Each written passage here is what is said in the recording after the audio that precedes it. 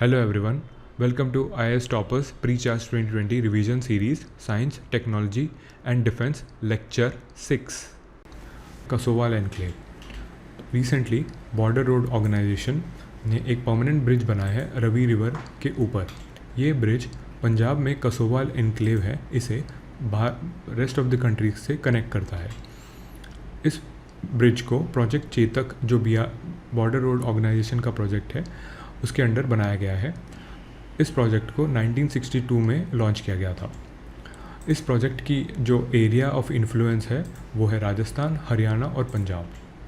अब हम देख लेते हैं रवि रिवर के बारे में। रवि रिवर हिमाचल प्रदेश में ओरिजिनेट होता है और इंडस वाटर ट्रीटी के अकॉर्डिंग रवि, सतलज और ब्यास नदी तीनों इंडिया अनरिस्ट्रिक्टेडली यूज़ कर सकता है। अगला टॉपिक है बायोडिग्रेडेबल मेटल इम्प्लांट्स। पहले हम देख लेते हैं इम्प्लांट क्या होता है। कोई भी मेडिकल डिवाइस जो मैन्युफैक्चर किया जाता है किसी भी ह्यूमन बॉडी के पार्ट को रिप्लेस करने के लिए, तो उसे इम्प्लांट कहते हैं। अब हम देखते हैं बायोडिग्रेडेबल इम्प्लांट मटेरियल्स क्या होते हैं। नॉर्मली आयरन, मैंगनीज, जिंक और पॉलीमर जैसे मटेरियल्स को बायोडिग्रेडेबल इम्प्लांट मटेरियल्स कहते हैं।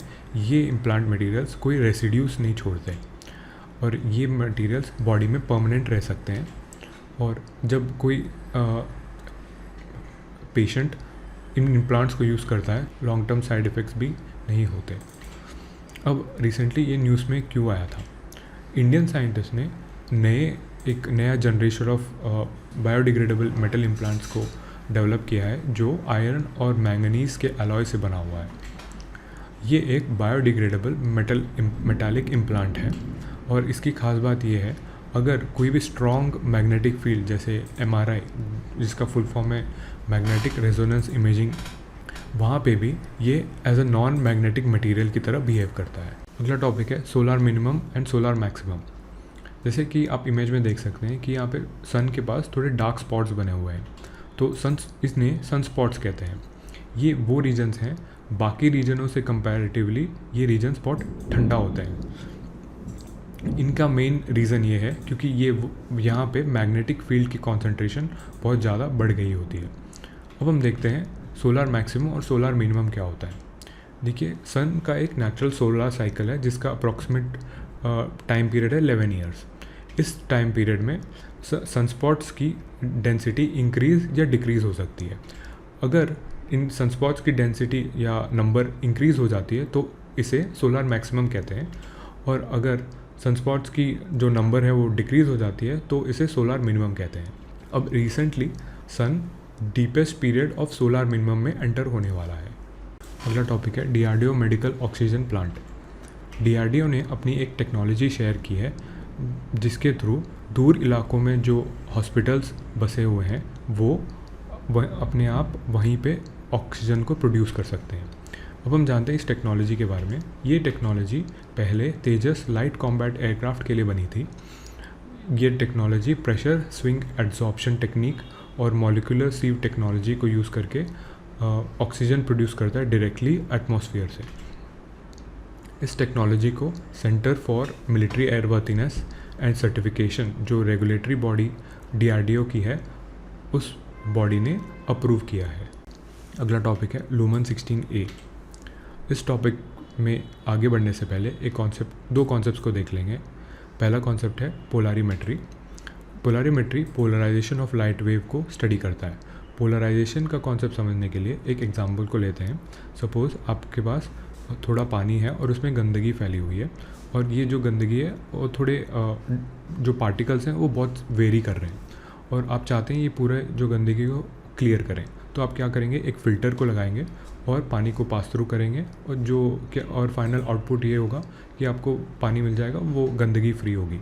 तो एग्जैक्टली ऐसा ही अगर लाइट वेव में अगर आपको ऐसा चाहिए तो आपको पोलरॉइड का यूज़ करना पड़ेगा जो फ़िल्टर का काम करता है।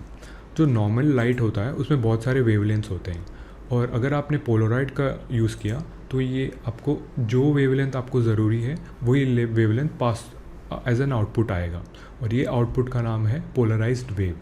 और ये पूरे प्रोसेस को कहते हैं पोलराइजेशन। पोलारीमेट्री का कॉन्सेप्ट इंडियन एस्ट्रोफिजिस्ट सुजन सेनगुप्ता जी ने इंट्रोड्यूस किया है। और पोलारीमेट्री का कॉन्सेप्ट एस्ट्रोनॉमी और एस्ट्रोफिजिक्स के फील्ड में बहुत यूज़फुल है, स्पेशली एक्सोप्लैनेट्स के स्टडी में बहुत यूज़ करते हैं। अब हम देखते हैं ब्राउन ड्वार्फ्स के बारे में। ब्राउन ड्वार्फ्स का दूसरा नाम है फेल्ड स्टार्स। इनकी जो साइज़ होती है वो जुपिटर से लेके और एक छोटे स्टार के बीच में हो सकती है। और इनकी खास बात यह है, जैसे हमारे रेगुलर स्टार में हाइड्रोजन का फ्यूजन होता है, लेकिन ब्राउन ड्वार्फ्स में ये फ्यूजन नहीं होता। अब ब्राउन ड्वार्फ्स जितने भी डिस्कवर हुए हैं वो सब एक बाइनरी सिस्टम फॉलो करते हैं। बाइनरी सिस्टम का मतलब है दो स्टार्स एक दूसरे के आसपास ऑर्बिट हो रहे हैं। अब हम देखते हैं ये न्यूज़ में क्यों आया। तो रिसेंटली साइंटिस्ट ने पोलारीमेट्री के कॉन्सेप्ट को यूज़ करके लूमन 16A में क्लाउड बैंड्स को आइडेंटिफाई किया है, जो क्लाउड बैंड्स हमारे जुपिटर और सैटर्न में भी ऐसे सिमिलर क्लाउड बैंड्स को। तो रिसेंटली साइंटिस्ट ने पोलारीमेट्री के टेक्निक को यूज़ करके लूमन 16A में कुछ पता लगाया है। वो है जैसे हमारे जुपिटर और सैटर्न में क्लाउड बैंड्स हैं, वैसा ही सेम लूमन 16A में भी पाया गया है। अब लूमन 16A के बारे में जानते हैं। ये वेला कॉन्स्टेलेशन में लोकेटेड है और सबसे क्लोजेस्ट नोन ब्राउन ड्वार्फ है। और ये बाइनरी सिस्टम का पार्ट है, इसके साथ एक और स्टार ऑर्बिट कर रहा है जिसका नाम है लूमन 16B। अगला टॉपिक है southern ocean can control global climate. सबसे पहला कॉन्सेप्ट है जायर। ओशंस में ओशन करंट होता है और ये करंट एक सर्कुलर मूवमेंट में रोटेट करते रहता है अर्थ में, और इस सर्कुलर मूवमेंट को कहते हैं जायर। ये जो रोटेशनल मूवमेंट होती है, या इनफैक्ट ओशन करंट की मूवमेंट लार्जली विंड के मूवमेंट पे डिपेंडेंट होती है। तो वर्ल्ड में 5 मेजर जायर्स होते हैं। पहला है इंडियन ओशन जायर, दूसरा नॉर्थ पैसिफिक जायर, तीसरा साउथ पैसिफिक जायर, चौथा नॉर्थ अटलांटिक जायर और पांचवा साउथ अटलांटिक जायर। अब हम देखते हैं सदर्न ओशन का लोकेशन के बारे में। सदर्न ओशन अंटार्कटिका के पास जो भी वाटर बॉडी है उसे सदर्न ओशन कहते हैं, जो यहाँ पे लोकेटेड है और यहाँ पे भी लोकेटेड है। अब अंटार्कटिका के पास और 2 मेजर वाटर बॉडीज़ भी हैं जिनका नाम है रॉस सी और दूसरा है वेडल सी। अब हम देखते हैं वेडल जायर के बारे में। जैसे कि मैंने कहा कि 5 मेजर ओशन जायर्स होते हैं। अब जो वेडल जायर है वो एक छोटा माइनर जायर है और इसके लोकेशन अंटार्कटिका के पास यहाँ पे, जहाँ की मैंने मार्क किया, वहाँ पे लोकेटेड है। अब हम देखते हैं, अब ये टॉपिक न्यूज़ में इसीलिए आया था, एक स्टडी पब्लिश की गई थी साइंस एडवांसेस में। इनका कंक्लूजन ये निकला कि जो फाइटोप्लैंक्टन्स हैं और जो भी बायोलॉजिकल प्रोसेस भी इक्वल रोल प्ले करते हैं कार्बन को ओशन में सिक्वेस्टर करने के लिए। अब जो कार्बन वो ओशन में कम से कम 100 to 1000 ईयर्स तक लॉक हो सकता है। अब हम जानते हैं कुछ इंपॉर्टेंट फैक्ट्स। पहला फैक्ट है, ये जो स्टडी हुई थी वो हुई थी वेडल जायर के पास, और ये जो स्टडी ने डेटा गैदर किया था वो डेटा एंड्रेक्स प्रोजेक्ट, जिसका फुल फॉर्म है Antarctic deep water rates of export, उस प्रोजेक्ट के तहत फिज़िकल, बायोलॉजिकल और केमिकल प्रॉपर्टीज़ के बारे में कुछ डेटा गैदर किया था 2008 से लेकर 2010 तक। अब इसी से एक और एसोसिएटेड कॉन्सेप्ट भी निकलता है जिसका नाम है बायोलॉजिकल कार्बन पंप। अब साइंटिस्ट कहते हैं ये एक मेजर रीज़न है कि सदर्न ओशन में फाइटोप्लैंक्टन का रोल ज़्यादा है कार्बन सेक्वेस्ट्रेशन में। तो बायोलॉजिकल कार्बन पंप ये कहता है कि जो फाइटोप्लैंक्टन है जायर के बीच में ग्रो होता है और सिंक हो जाता है।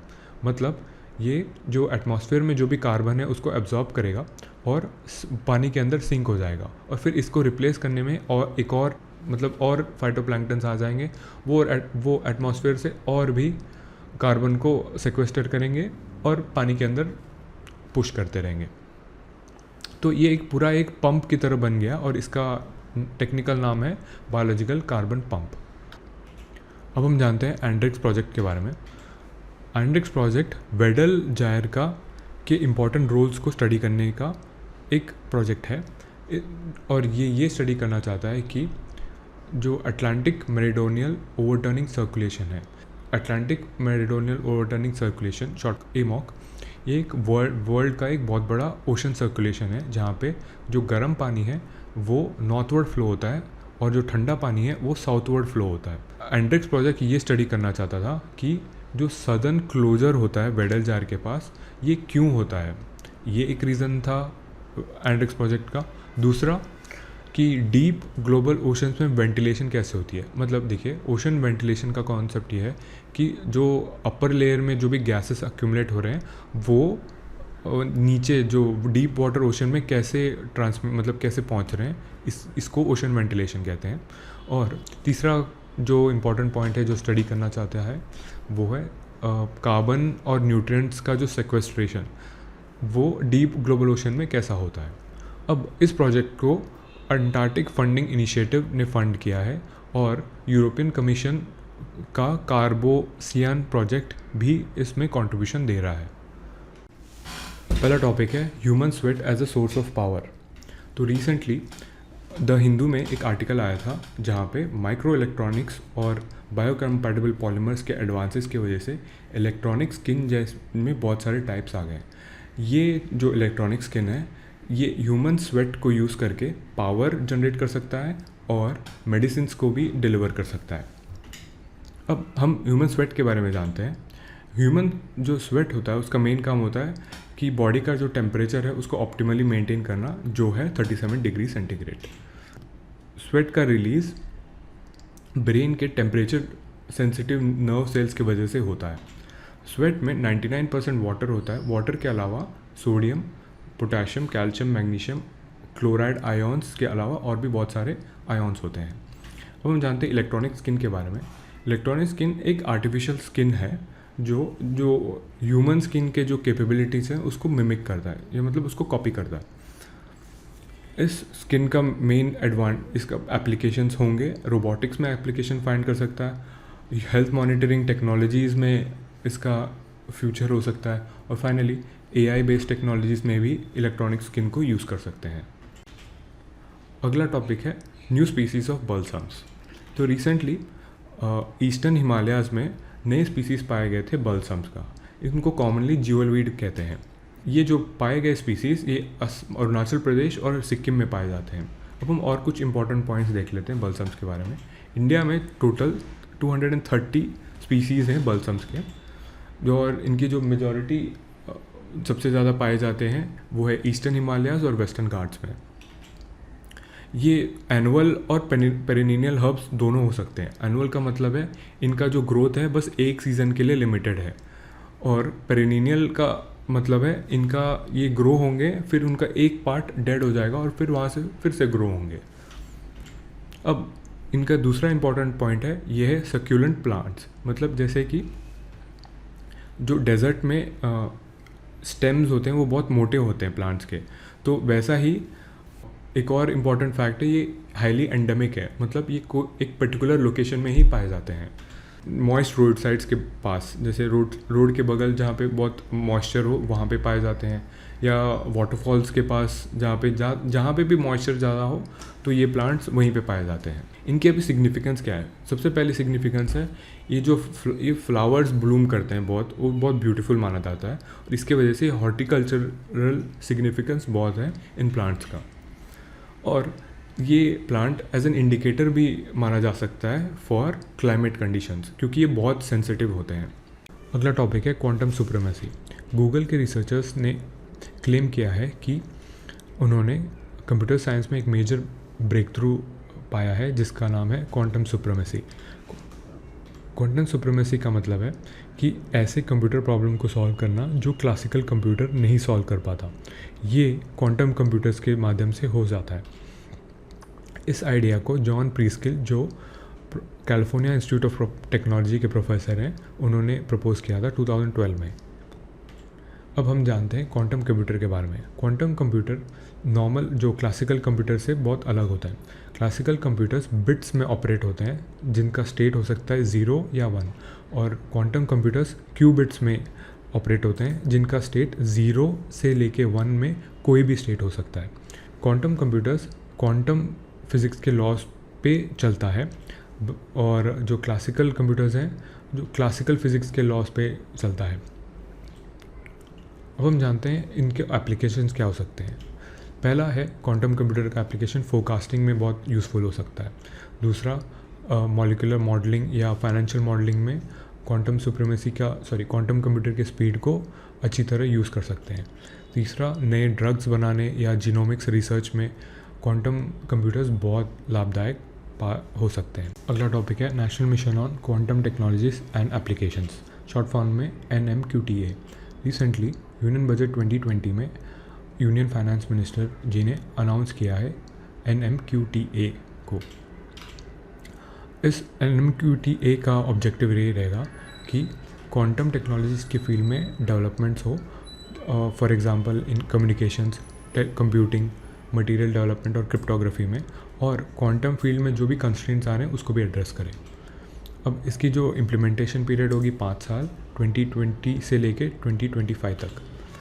टोटल फंड एलोकेशन है 8000 करोड़। जो इम्प्लीमेंटिंग बॉडी होगी वो है department of science and technology. अब देखते हैं क्वांटम रिसर्च कौन कौन से प्रोजेक्ट्स हो रहे हैं क्वांटम रिसर्च को लेके इंडिया में। पहला प्रोजेक्ट है इसरो कंडक्ट कर रही है जिसका नाम है quantum experiments using satellite technology. दूसरा है इंडिया और इटली दोनों मिलके under India Trento programme on advance research grant के under integrated photonics based experimental quantum key distribution project चल रहा है। और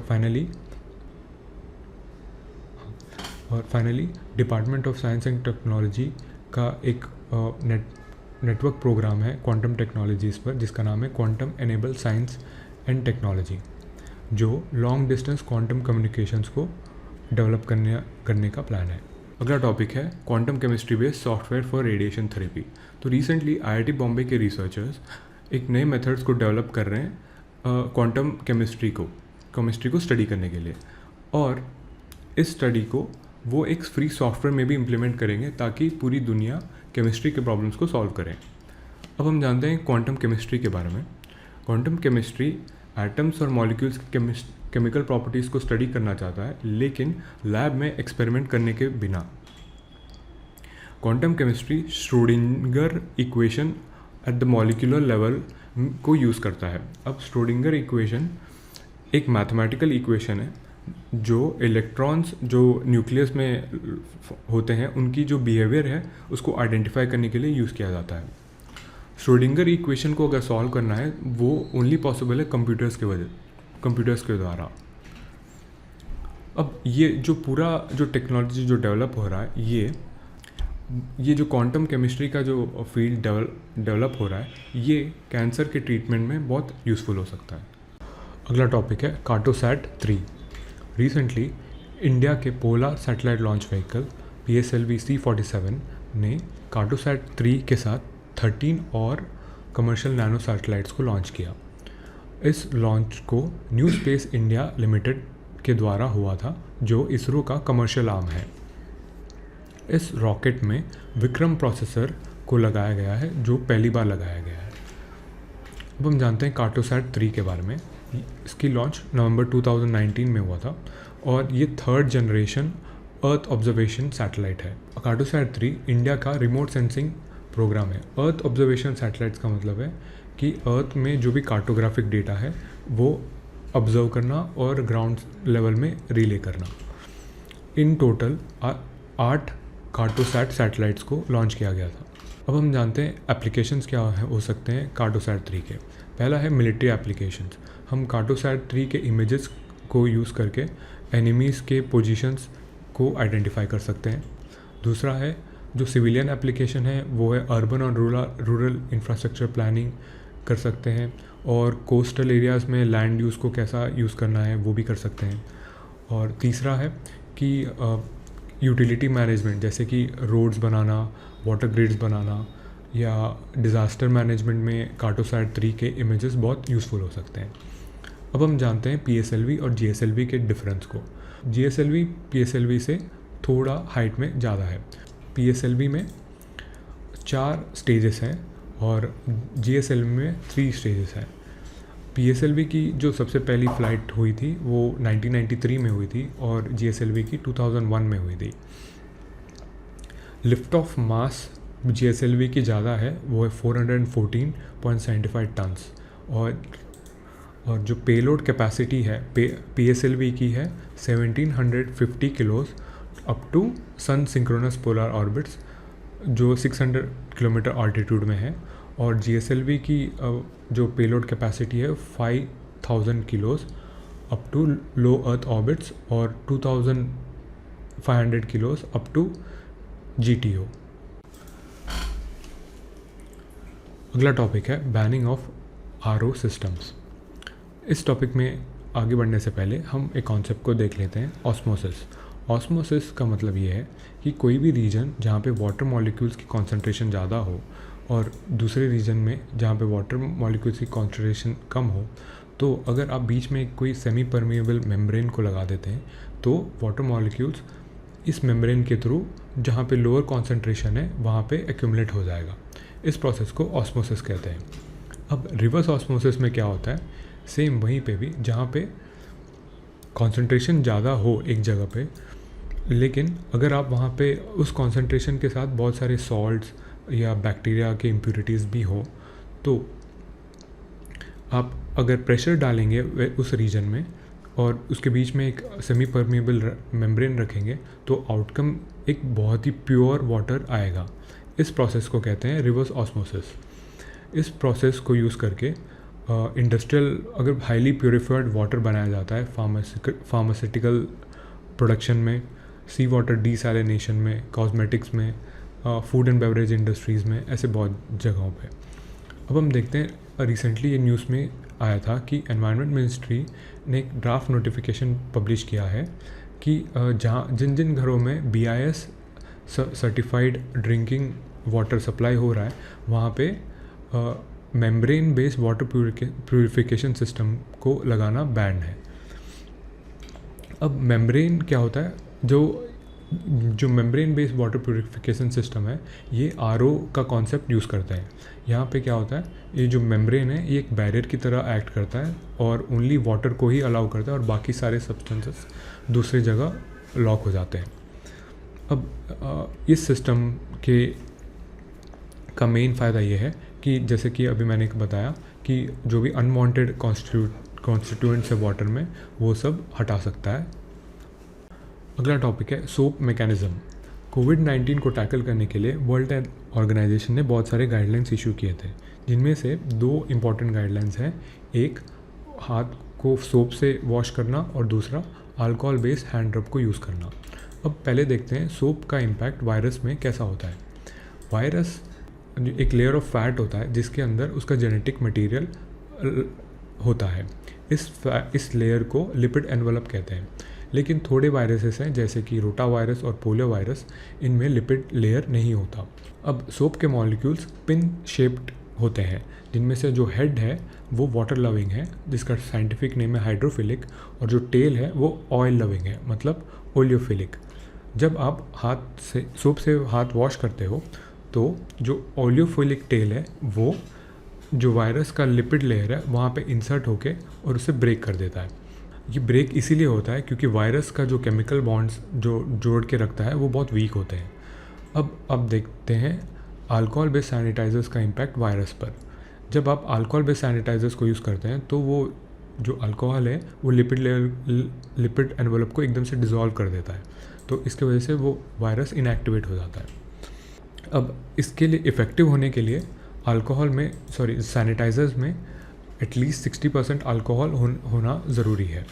अब जैसे कि सोप में अगर आप यूज़ करते हैं तो जो डेड वायरसेस हैं वो निकल जाते हैं क्योंकि आप वाटर यूज़ कर रहे हैं उसके साथ, लेकिन अल्कोहल पे सैनिटाइजर्स अगर यूज़ करते हैं तो डेड वायरसेस वो हाथ में ही रह जाते हैं।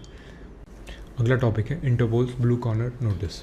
रिसेंटली नित्यानंदा के against blue corner notice issue किया गया था इंटरपोल के द्वारा।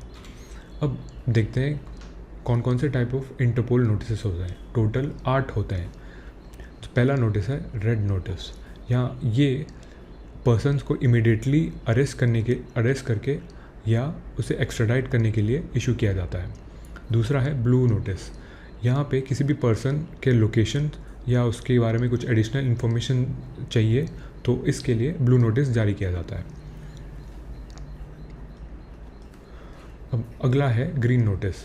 तो ये नोटिस वार्न करता है कि ये कोई भी पर्सन पॉसिबली फिर से कोई क्राइम कमिट कर सकता है। तो ऐसे अगर किसी भी कंट्री को नोटिफाई करना है तो ग्रीन नोटिस के द्वारा कर सकता है। और अगला है Interpol UN security council special notice. ये उन ग्रुप्स और इंडिविजुअल्स को इशू किया जाता है जो UN security council sanctions committee के अंडर टारगेट्स हैं। अब कोई भी पर्सन मिसिंग हो या कोई माइनर्स हैं या कोई भी पर्सन को आइडेंटिफाई करना है तो येलो नोटिस का यूज़ करते हैं। अगर सपोज़ कोई भी कंट्री में dead bodies unidentified dead bodies पाए गए हैं और उनके बारे में और भी एडिशनल इन्फॉर्मेशन चाहिए तो ब्लैक नोटिस जारी किया जाता है। अगर सपोज़ कोई एक बहुत बड़ा इवेंट होने वाला है, किसी इवेंट या कोई पर्सन या कोई बहुत खतरनाक प्रोसेस होने वाला है जिसकी वजह से पब्लिक सेफ्टी में बहुत बड़ा थ्रेट हो सकता है, तो ऐसे इवेंट्स को नोटिफाई करने के लिए ऑरेंज नोटिस यूज़ करते हैं। और सपोज़ किसी क्रिमिनल गैंग है उनके बारे में और भी इंफॉर्मेशन जानना हो तो पर्पल नोटिस को इशू करते हैं। अगला टॉपिक है EASE 3.0 for tech enabled banking. Recently union finance minister ने लॉन्च किया है EASE 3.0 for tech enabled banking. अब हम जानते हैं ईज़ 3.0 के बारे में। ईज़ का फुल फॉर्म है enhance access and service excellence, और ये एक रिफॉर्म एजेंडा है जिसके तहत पब्लिक सेक्टर बैंकिंग को स्मार्ट और टेक एनेबल्ड बनाया जाएगा। इसके फोकस एरियाज 4 हैं, जिनमें से पहला है smart lending for aspiring India, दूसरा है hardwiring sound banking through IT systems, तीसरा tech enabled ease of banking और चौथा governance and outcome centric HR. इसका बैकग्राउंड देख लेते हैं पहले। 2018 में ईज़ को लॉन्च किया गया था और ईज़ 2.0 का मेन फोकस था कि लिक्विडिटी, जो पब्लिक सेक्टर बैंक्स में लिक्विडिटी है उसको बढ़ाना, उसकी मैनेजमेंट को रिकॉन्स्टिट्यूट करना और हो सके तो पॉसिबिलिटी मर्जर भी करना। अब हम देखते हैं ईज़ 3.0 में इम्पॉर्टेंट कंपोनेंट्स। सबसे smart lending for aspiring India में इम्पॉर्टेंट कंपोनेंट आता है डायला लोन का फैसिलिटी, और दूसरा है credit at the rate of click, और hardwiring sound banking through IT systems में risk scoring and scrutiny platform जैसे इनिशिएटिव्स भी लॉन्च किए जाएंगे। टेक एनेबल्ड बैंकिंग में पांग बैंकिंग और बैंकिंग ऑन द गो, जहाँ पे जैसे हाई फ्रीक्वेंसी पब्लिक स्पॉट्स हैं जैसे मॉल्स, स्टेशंस या कैंपसेस, यहाँ पे पेपरलेस और डिजिटली एनेबल्ड बैंकिंग सर्विस दिया जाएगा। और finally governance and outcome centric HR में सक्सेशन प्लानिंग जैसे इनिशिएटिव्स भी ईज़ 3.0 के माध्यम से ली जाएगी। अगला टॉपिक है PCR antibody and antigen test. कोविड-19 के टाइम पे बहुत सारे डायग्नोस्टिक टेस्ट की अवेलेबल हो गए थे, जिनमें से मोस्ट इम्पॉर्टेंट है polymerase chain reaction, short form में पीसीआर टेस्ट। ये टेस्ट इन्फेक्शन के बाद वायरस को स्वैब्स में कलेक्ट किया जाता है थोड़े दिनों बाद। इस टेस्ट में 6 से 8 घंटे लगते हैं इसका रिज़ल्ट आने में, और ये टेस्ट महंगा है। इस टेस्ट में क्लूज़ मिल जाते हैं कि वायरस का स्प्रेड कम्युनिटी ट्रांसमिशन स्टेज में पहुंचा है कि नहीं। अब अगला टेस्ट है एंटीबॉडी टेस्ट। इस टेस्ट में ब्लड को एंटीडोट्स के लिए चेक किया जाता है। ये टेस्ट क्विक है और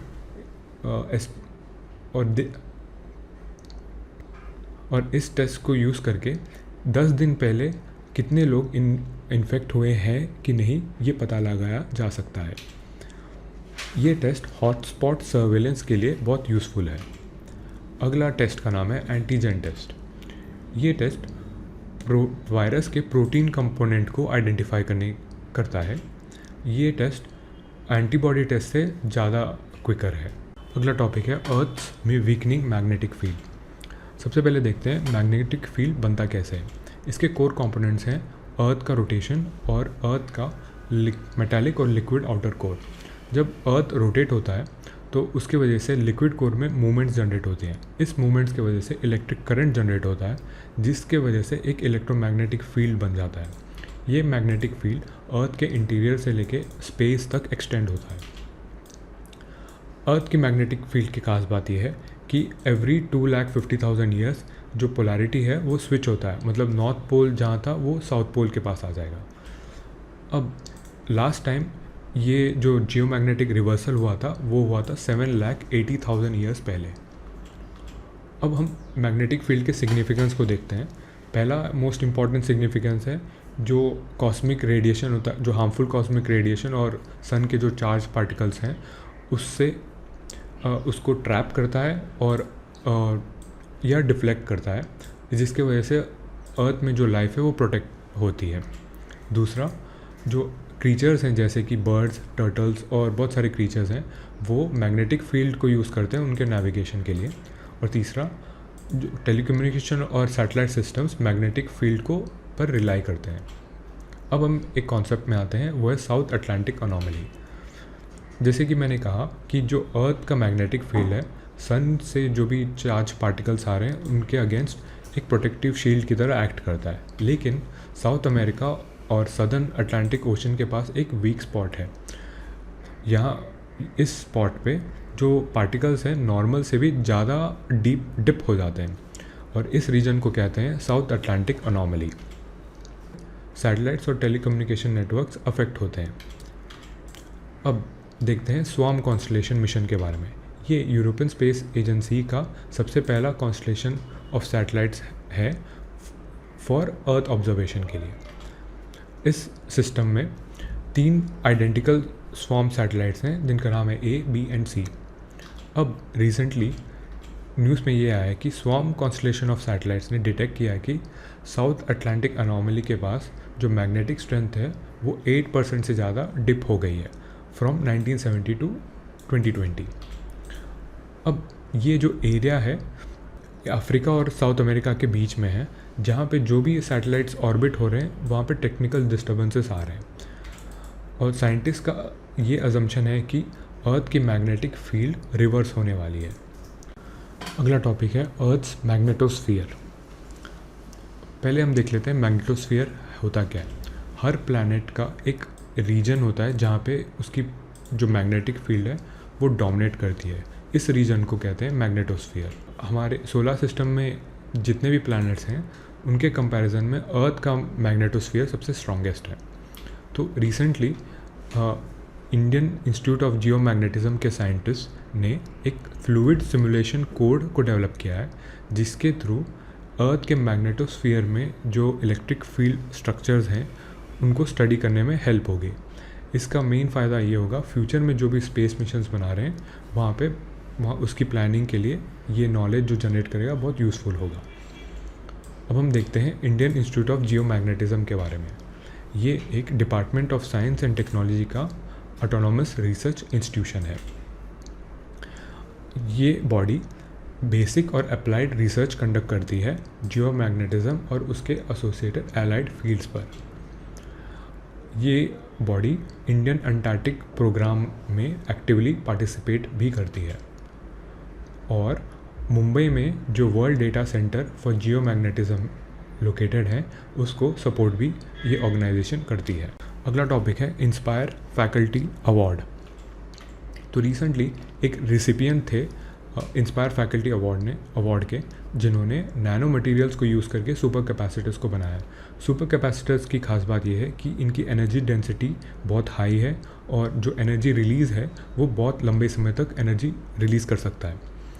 अब सुपर कैपेसिटर्स को एनर्जी स्टोरेज डिवाइसेस की तरह भी यूज़ कर सकते हैं। अब देखते हैं इंस्पायर फैकल्टी अवार्ड के बारे में। इंस्पायर का फुल फॉर्म है innovation in science pursuit for inspired research. इस प्रोग्राम को department of science and technology ने लॉन्च किया है और वो भी 2008 में। ये इस प्रोग्राम के तहत यंग अचीवर्स को अपॉर्चुनिटीज़ दिया जाएगा इंडिपेंडेंट रिसर्च के लिए और उन्हें कॉन्ट्रैक्चुअल रिसर्च अवार्ड भी दिया जाएगा। अब जो भी एलिजिबल कैंडिडेट्स हैं उन्हें 1,25,000 पर मंथ मिलेगा और 7 lakh per year for 5 years का रिसर्च ग्रांट भी मिलेगा। अब हम देखते हैं इस प्रोग्राम के ऑब्जेक्टिव्स क्या हैं।